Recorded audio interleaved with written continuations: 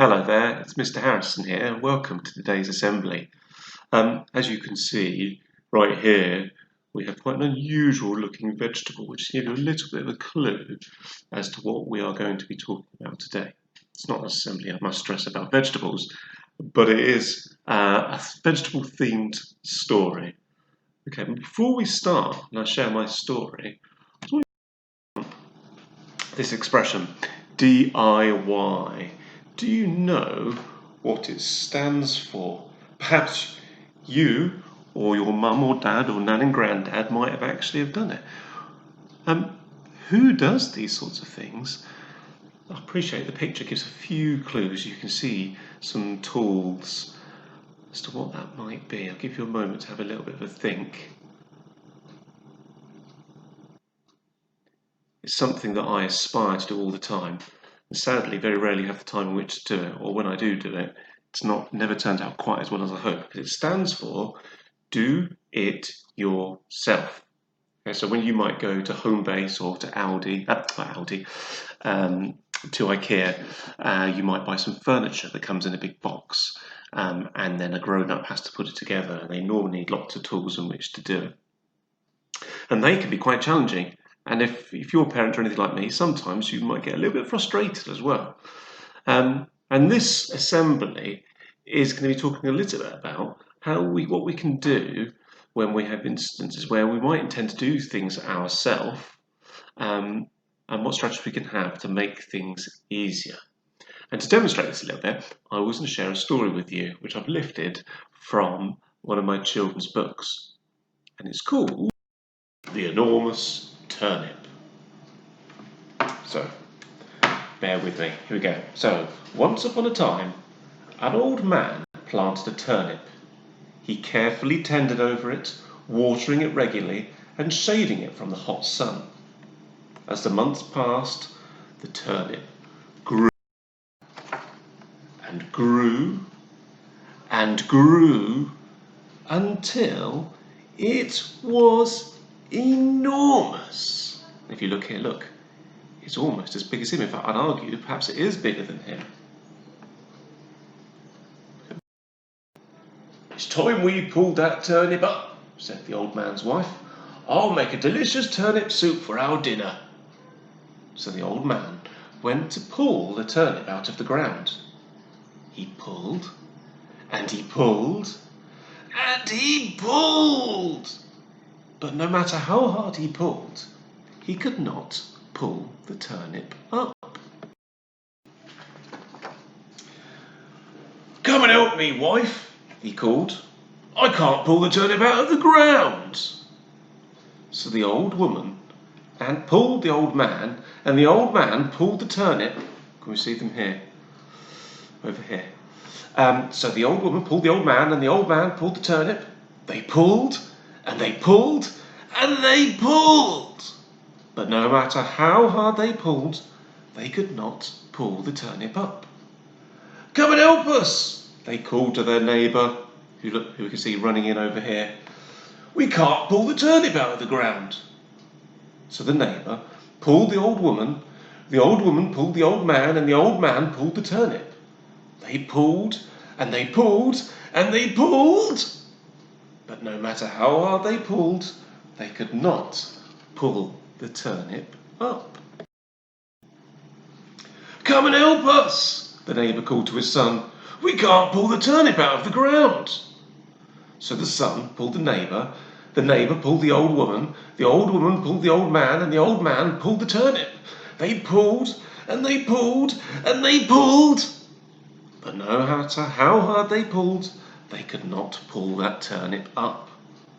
Come and help us, the son called to his dog. We can't pull the turnip out of the ground. So the dog pulled the son pulled the neighbour pulled the old woman pulled the old man, and the old man pulled the turnip. But still, no matter how hard they pulled, they could not pull that turnip up. Come and help us, the dog barked to the cat, who was sitting watching them. We can't pull the turnip out of the ground.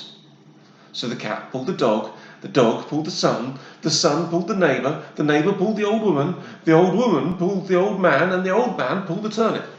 They pulled, And they pulled, and they pulled, and pop! Out of the ground came the turnip, and they all tumbled backwards into a great big heap. Look at this. Poor cat under all those people there.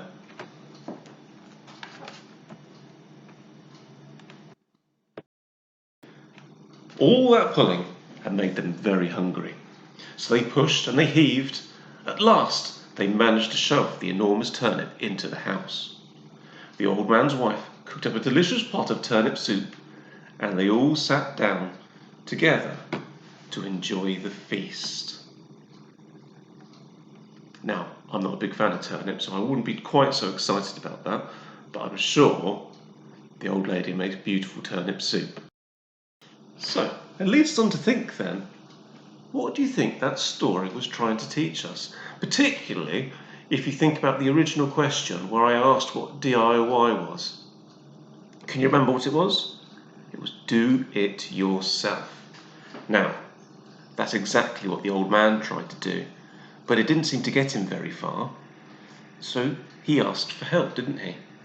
And each and every time they didn't succeed, they asked for more help.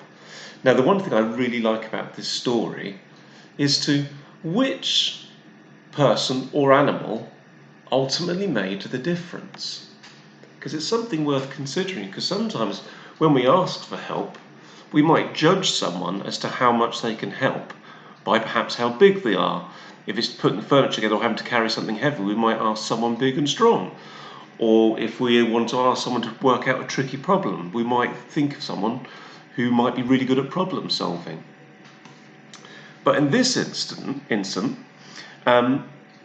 he had his neighbour and the neighbour's son and his wife and even a dog.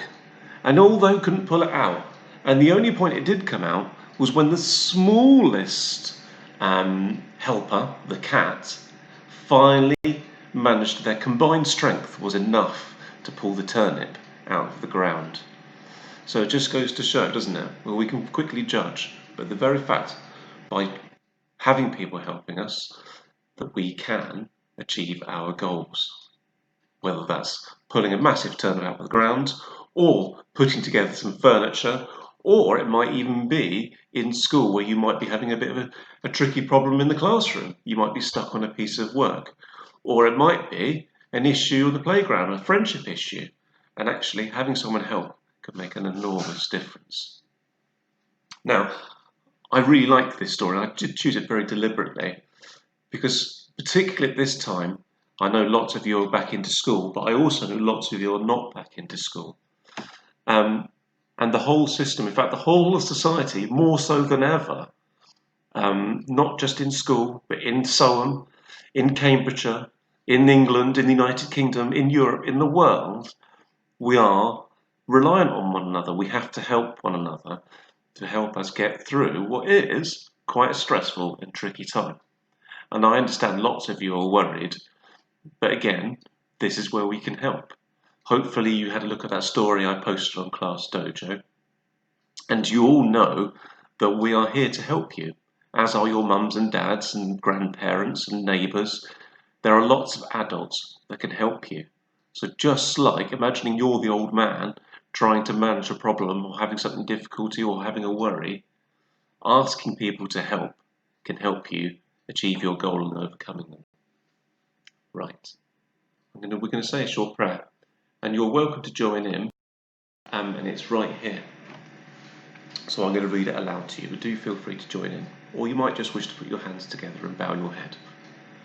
Dear God, please help us to learn to work together. May we never be too proud to ask for help, nor too hesitant to give it. Thank you for the ways in which we will help and have helped one another today. Amen.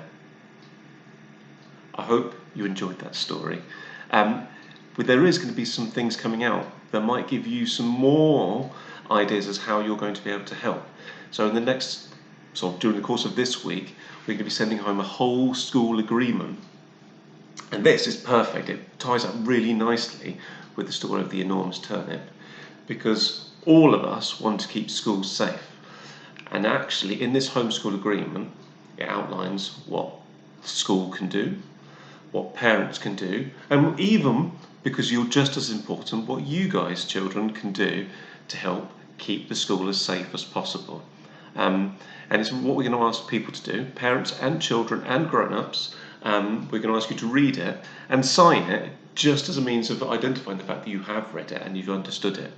I might even make a video just to explain it a little bit more, because there might be some questions, although I know you'll be able to talk to parents about it too. So until that point, I hope you're having good fun in doing your tasks, whether that's in school or at home, and I look forward to seeing you all very, very soon. Take care. Bye-bye.